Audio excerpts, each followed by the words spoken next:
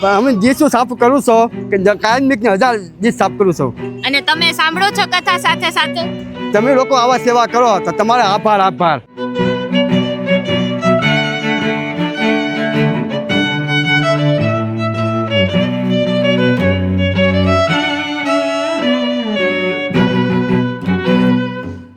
તો કેમ છો રાજકોટ?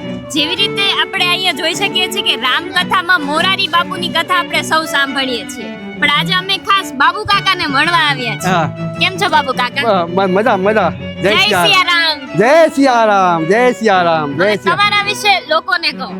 અમે જીસુ સાફ કરું છો કે કાયમિક ને 1000 જીસ સાફ કરું છું. તમે એકલા જો છો? હા, એકલા 1000 જીસ.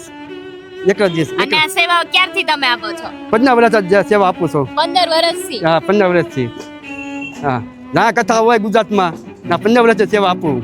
મોરારી બાપુની દરેક કથામાં તમે આ સેવા આપો છો? હા, મોરારી બાપુની કથામાં લાગે. હા. વાહ, ને કેવો તમને આનંદ આવે છે સેવા કરીને? અંજન આ બહુ આવે છે, બહુ આવે છે. બહુ લાભ આવે, બહુ લાભ આવે.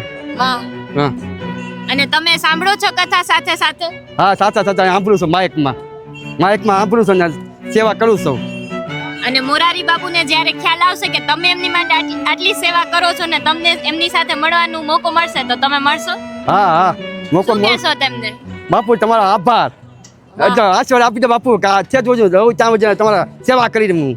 ને તમે બીજા લોકોને આ સેવા પ્રત્યે શું કહેવા માંગશો? તમારો આભાર. તમે લોકો આવા સેવા કરો તો તમારે આભાર આભાર. આવી સેવા કરતા રહીજો તો તમારે આભાર આભાર.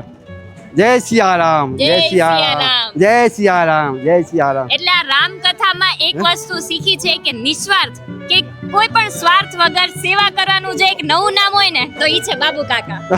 જય સિયારામ. જય સિયારામ. જય સિયારામ.